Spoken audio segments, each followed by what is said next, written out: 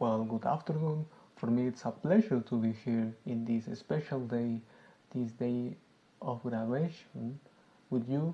So please follow me in this adventure of innocence. Success is something that I have to achieve with passion, dedication, and effort. But none of that works well without a dream. So today I'm here to inspire you to dream. When I was a child, I used to think that life was a huge game, that every moment, every second was about of playing games with friends, alone, or with a relative. So I think that is something that almost every kid tend to think in that age.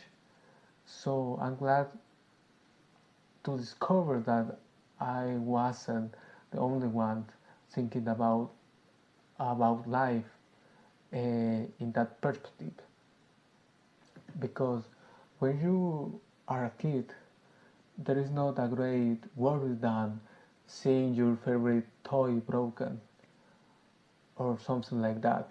I remember at the age of 5, me and my little classmates in the school, sometimes we used to wear our pants. So in that case, a change of pants was needed. So it's not very funny to be underwear and be washed in front of other people, even if you are a kid.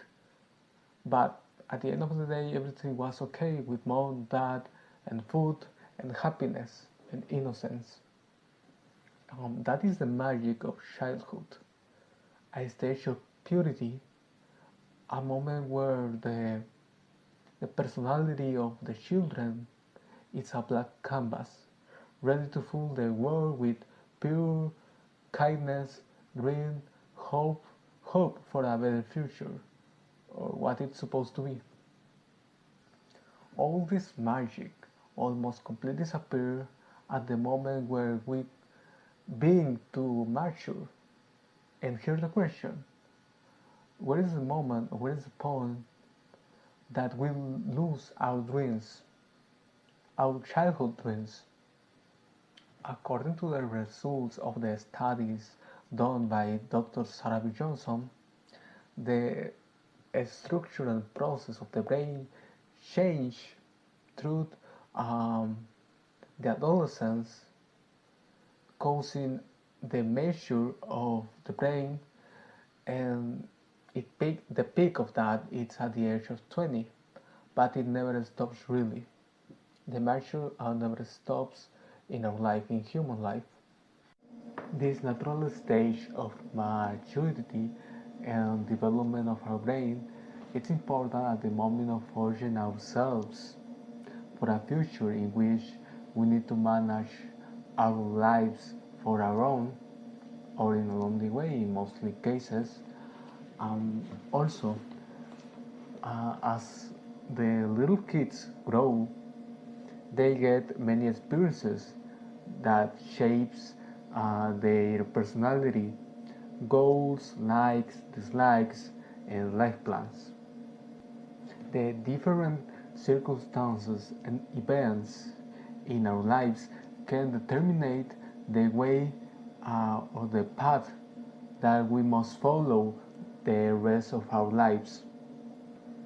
Also, we get emotions that we don't have when we are kids or children. Emotions like sadness, shame, even depression. We get all of that in our life path.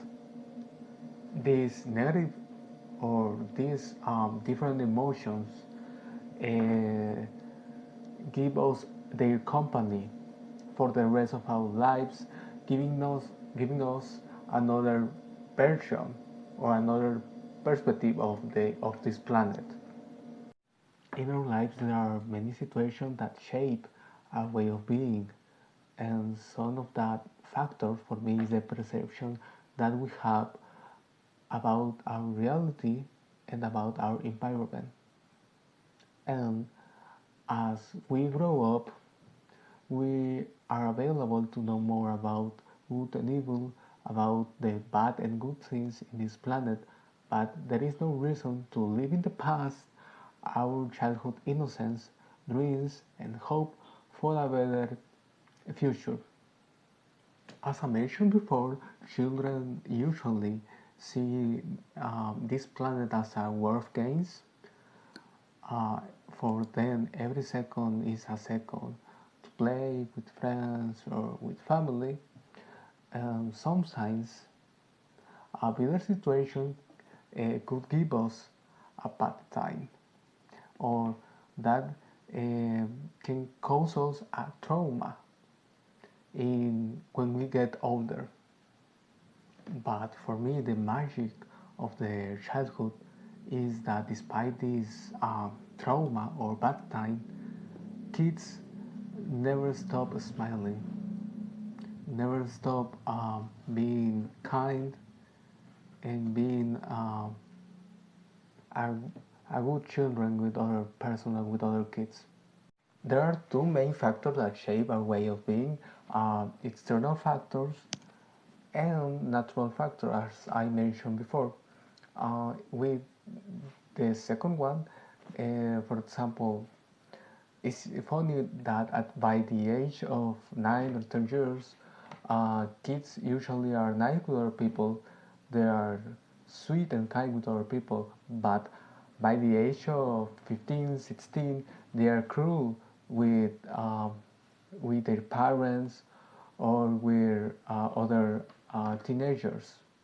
But all of that is a part of the growing because they are starting to see the world with other um, perspective, and that is because of the external factors, factors like social status, bullying in some cases, the lack of love. Um, all of that is shaping us in a bad way or in a good way. But that is not an excuse to stop dreaming as I should, to stop seeing this planet or life with the eyes of children. So I inspire you and I invite you to never stop dreaming like a child, because that is, for me, that is the key of the success, the innocence, dreaming, and imagination of the children. And I think that's all, and thank you so much.